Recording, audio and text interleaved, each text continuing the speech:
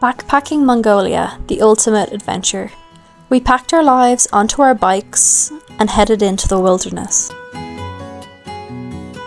Our trip starts in Ulaanbaatar, where we collected the rest of the things that we would need for our trip, including organising our rental bikes from Mongolia Biking. Hi! We just arrived and we're gonna go to the train station to try and change our tickets from Ulaanbaatar to Erdenet from tonight to tomorrow, because somebody accidentally booked us into a hotel for 2 nights. The next day, we went back to the train station and awaited our overnight train from Ulaanbaatar to Erdenet. So we decided to take the train from Ulaanbaatar. We went to Erdenet. It was about 500 kilometers, and we predicted all the other weather. We have massive rain showers and everything, but then we saw lots of lightning, and I was like, oh my god, we're having lightning the rest of the trip, will be. When we arrived, we collected our bikes and got ready for the first leg of our journey.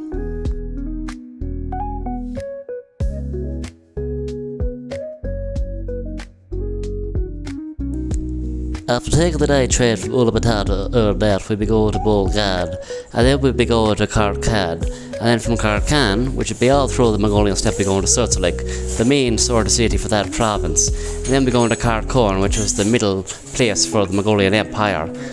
So for this section of the trip, we'll be going from the lush green steppe of Mongolia to a more arid, more Gobi desert-like sort of place, all finally reaching Dalangazad. It's... Hello. Hi.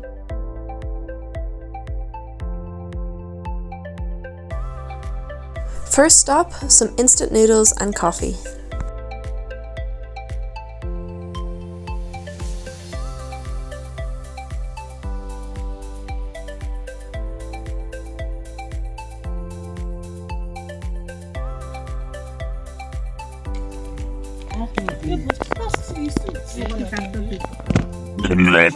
We saw a storm drawing in, so we decided to ask a local family if we could pitch our tents beside their yurts.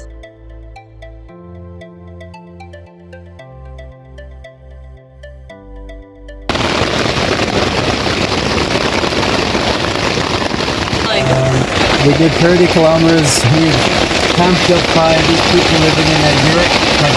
We've got a baby goat and a guard dog. Currently the tent around us has been absolutely flooded.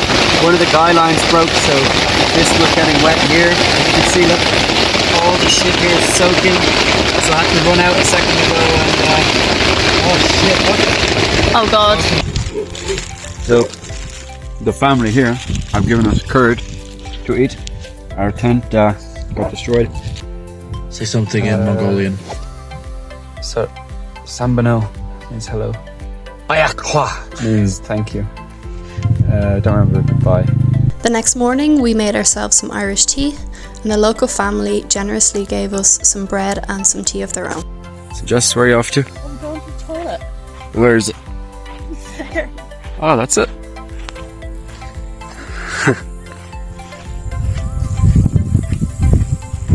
Oh god. We stopped at a cafe on the side of the road where we bought hot cow's milk and we enjoyed our granola. Unfortunately, where we needed to go was beyond the storm in the distance, so we had to try and cycle through it.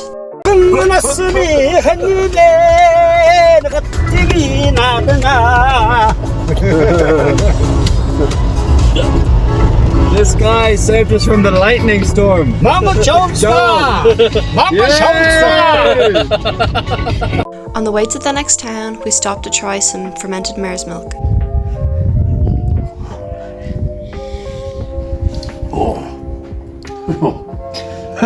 You want some, Jess? What is this? It's called like chai. Go for it.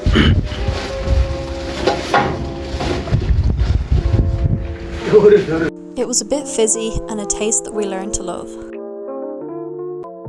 After our ordeal with the massive storm, we decided to stay at a local ger camp where we were able to light a lovely fire and stay so cozy and warm after a day of being wet. The next morning we set off on another day's cycle and fortunately had the opportunity to see a local Sumi Nadam.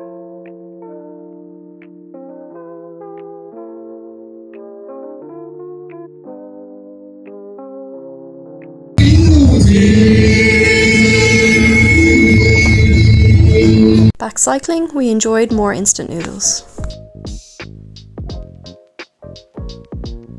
There's no better feeling than cycling for a while and arriving at a town, especially one that serves vegetarian food.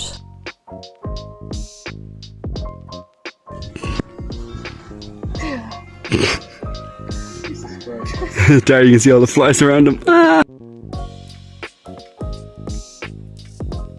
After a long day's cycle, a car stopped and gave us all water. This came in handy as we had our first puncture of the trip.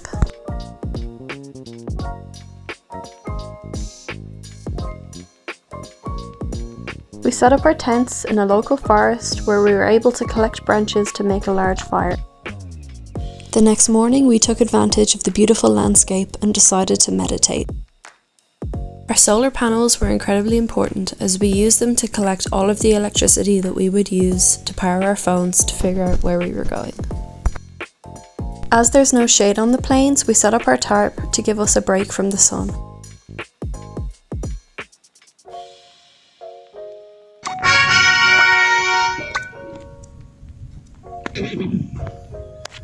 And another storm. Hello. It's very dark right now. We are waiting for an impending storm that you can't see. How do you feel going here? I'm a bit nervous, to be honest. If it comes overhead, like, there's a good chance you get struck. Okay. Let's pray we survive. Darragh, do you have any words of wisdom? You know, sometimes you just have to accept things for what they are. And we're going to be sleeping through a thunderstorm, so that's just how it is. Words of wisdom there. We survived the storm and out for another day of cycling in the plains.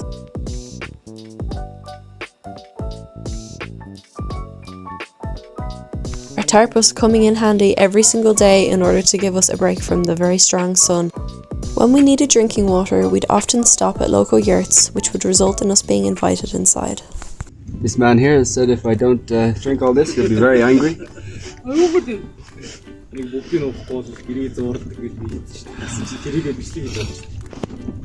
I can't. Fucking Christ.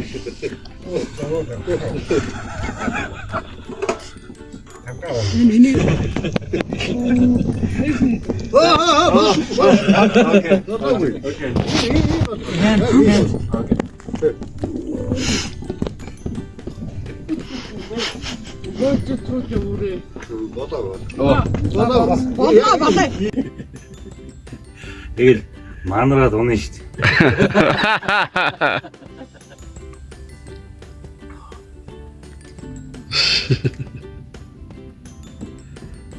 After 6 bowls of araag, we were back on the bikes.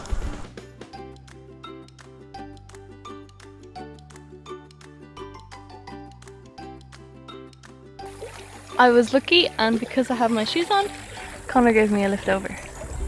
But right now, they're bringing the rest of the bikes over.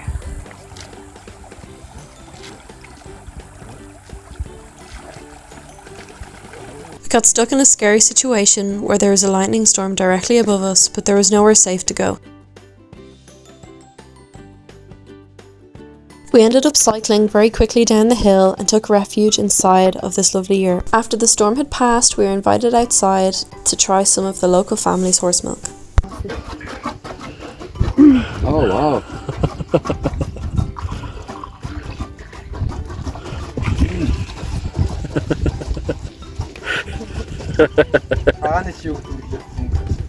It's warm.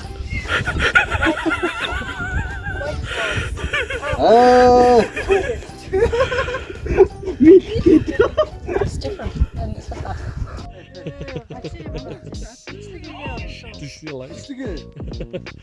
This local family were so kind to us and allowed us to stay in their yurt for the night. Darragh, how has your first 7 days in Mongolia been? You know, pretty good. Besides the relentless thunderstorms and flash flooding, and the sunburn in between, I think.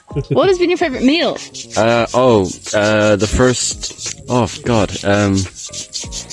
I think the instant noodles with the soy protein chunks. That's amazing. Yummy. We had to take refuge once again due to a storm. While waiting for the storm to pass, a local family gave us an opportunity to ride their horses.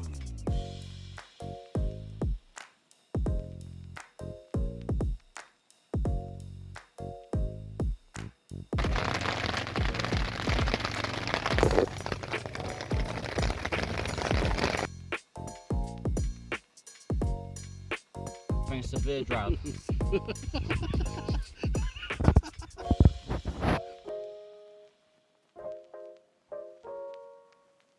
Just, Say that again. I love Chris sandwiches. Yet again, we had an opportunity to see a loch on a dam.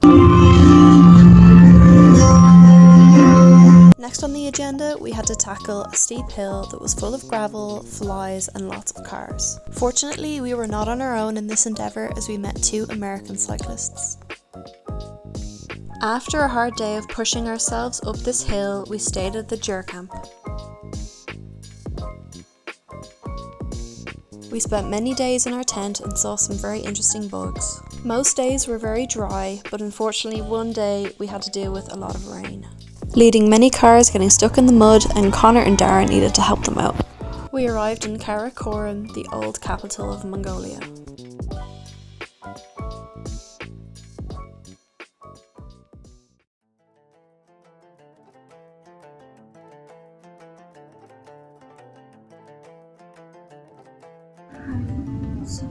Where are you from?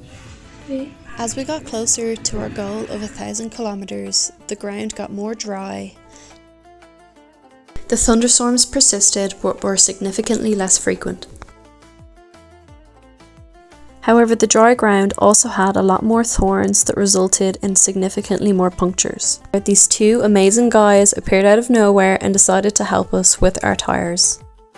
Thank you. Thank you. Thank you. After fixing our punctures, we were back on the road again and ready to go.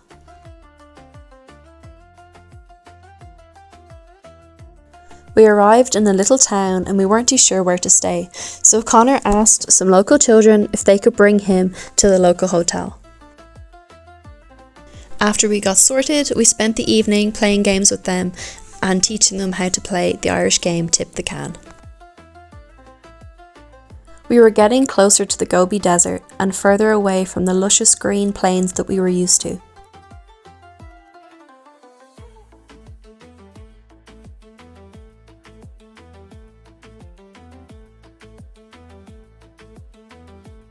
And despite there being far less yurts, there were definitely far more Darragh camps for us tourists.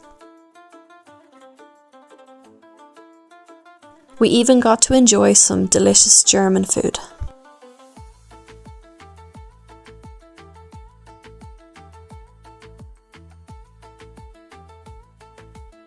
Back on the road again, we had about 250 kilometers left to our final destination. We cycled 50 hard kilometers and we're getting even closer to the Gobi, but unfortunately here is where problems began.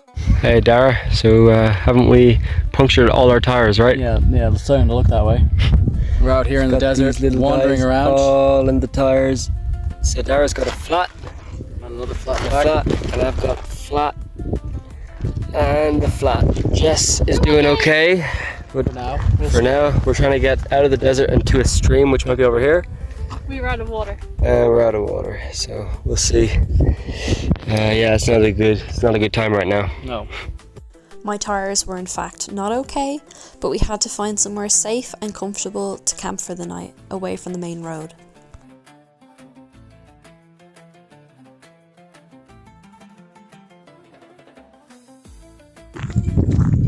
So we've run out of water and we're on the hunt. There's a river over there and hopefully it's not a mirage and we can not be thirsty anymore.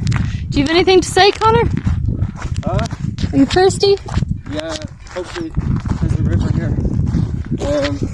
Yeah, like we've patched the tyres 10 times today, and there's like hundreds of spikes on all 6 of our tyres now, so hopefully when we were wheeling across the desert it didn't cause them to puncture hundreds of times in the tube. If so, I think the trip's over, unless the next town has a bike shop where we can buy more tubes. And God willing, there are no more of these spiky seeds on the route. But first water. If it's water, I'll be happy. Water.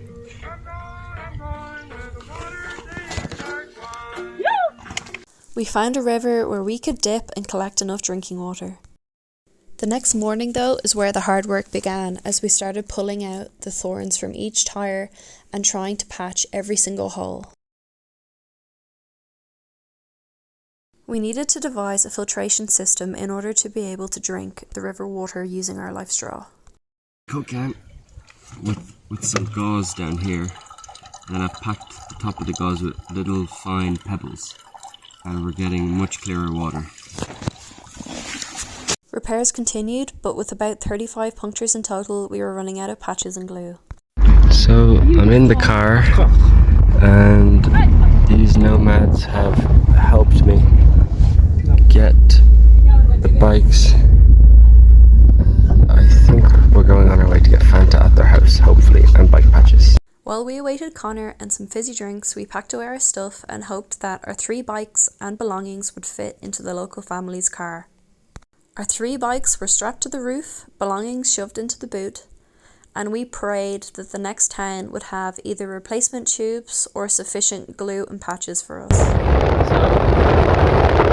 are in the car now, and the bikes are up top. We've got all 3 on top.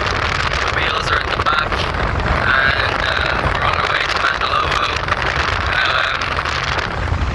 These guys have helped us, the guys that did it earlier.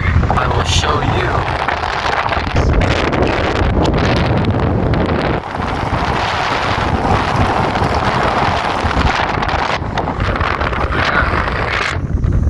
Hopefully we can get more glue and patches for the bikes and we can continue on, otherwise we're a bit screwed.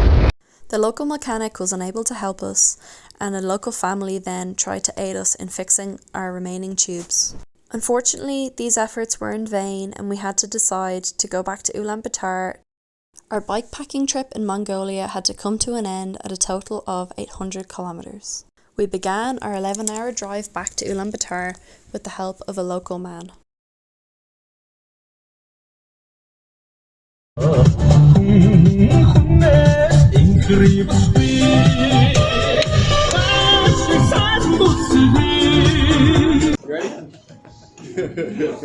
Baby Guinness. Thank you. Baby Guinness.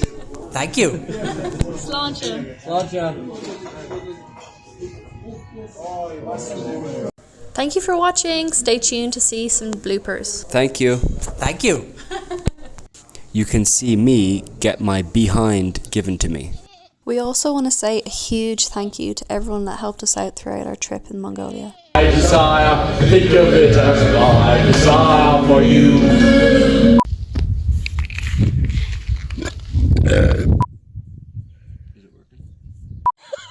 What the fuck? Smelly boy.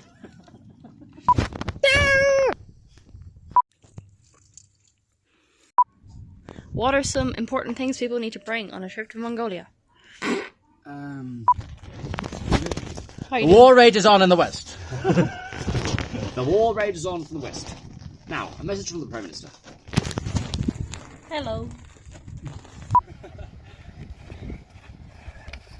Oh. For me. It could be much worse. It's good, actually.